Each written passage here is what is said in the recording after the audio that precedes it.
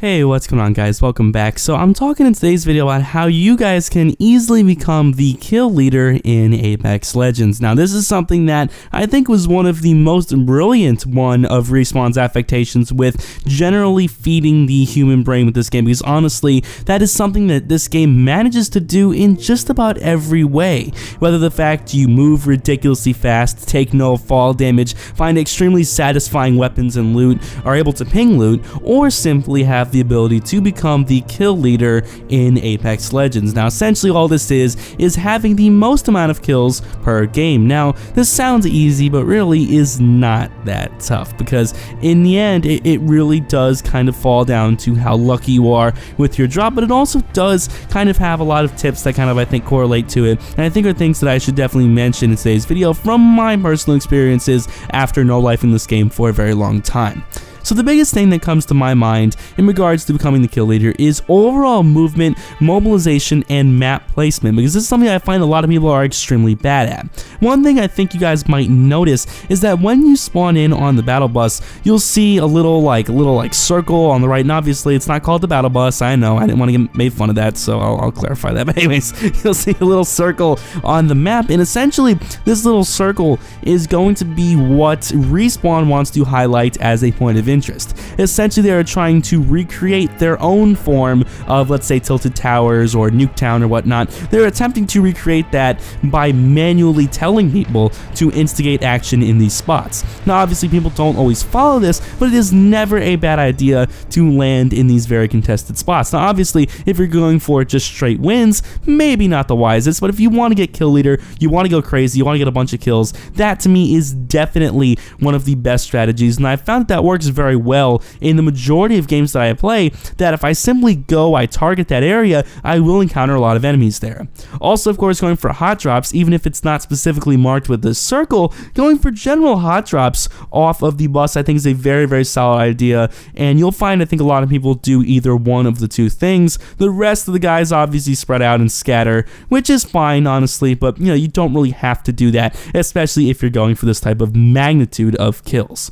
Now how exactly do you go about getting more kills? Well, I think there's a few things that people always seem to kind of avoid, and that is, the first thing is good movement, and I find that if you actually hold down the triangle button on PS4 or the Y button on Xbox or PC, whatever you nerds happen to have at the top of your keyboard, but if you hold down the button, you'll notice that you actually pull out your fists, and in this case, you are actually able to run faster, which sounds like nothing very special, but it does change the dynamics of many gunfights, because as you guys can see in the gameplay in the background, every time I hear something, I literally just go darting towards it relentlessly.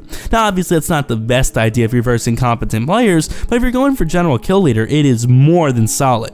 And you guys will notice that I take strong advantage of my natural cover, and again that's something a lot of people aren't used to doing in video games, because cover is something that's not necessarily emphasized every game you play, but it is something to think about, and something I do believe you should all definitely focus on in your general Apex escapades, because using natural cover is extremely important to me. I've noticed that it does come in handy, and a lot of people generally aren't prepared to see you hiding behind a rock or something. They're generally prepared to go run out and always be on the same ground.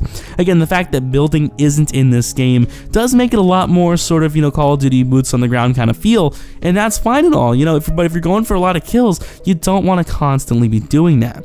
You want to be doing whatever is possible to put yourself at the advantage, and thankfully with the lack of fall damage, if you have amazing high ground, you could easily trade places with an enemy if you feel it'll benefit yourself. I find that to be extremely worth it. Now also, when you're behind cover, I think you guys should definitely know that I think grenades, thermites, the ninja stars, all that stuff is extremely good. It's much better than you think, and it's much better than the average just grenade drop from most video games. I've found that I've gotten a lot of multi-kills, a lot of overall progress from just spamming nades and ninja stars. The ninja stars actually are explosive. I don't think people know that. It's definitely not just your traditional tomahawk, and they do work out extremely well in these circumstances, especially if you're fighting up against a cluster of enemies as opposed to one singular enemy.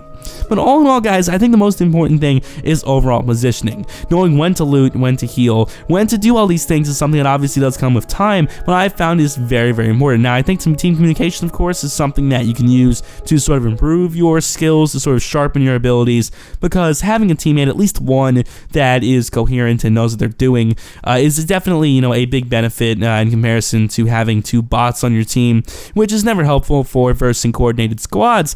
But all in all, guys, just try to take smart moves. Don't just aimlessly run up to people. I know it's tempting, and that's why I've been mentioning a lot, because this game does tempt you with that very frequently. But try to position yourself in the best way. Always go for headshots. The headshot multipliers on a lot of these weapons is absolutely insane, including some of the shotguns, so you can actually one-hit enemies if you're close enough and manage to get a really solid headshot. Also, guys, constantly do try to revive your teammates, to heal your teammates, to bring them to the respawning stations. And there was a little sort of unknown kind of thing, but if you actually see a teammate go down and you grab their banner, or one of your friends grabs their banner, something you'll realize is that you don't have to be the one physically doing it. So if I'm, 500 feet away from someone and they recover my other friend's tag, all I have to do is go take it to the station, their banner, tag, whatever, and they'll respawn. I don't need to physically grab it myself. Essentially, once one teammate grabs it, the other one automatically has it, which doesn't really seem logical, but it definitely does apply to this game. And I think it's glad, I'm glad they have that. I think it's a good idea. They included that, of course, in this game, and I do believe it's definitely a good idea, because you don't want to be going constantly fishing for your teammate's banner. It's kind of a pain in the ass. So the fact that every teammate does get it, I think is very good. And of course, it is beneficial to respawn your teammates whenever you can. That being said, guys, thank you all so much for watching. I hope you guys have enjoyed the video. If you guys are new and want more Apex Legends, Call of Duty, and Fortnite content, so go drop a sub down below, of course, on the road to 2,800 subs. Thank you guys so much as always. I'll see you all in the next one. Peace.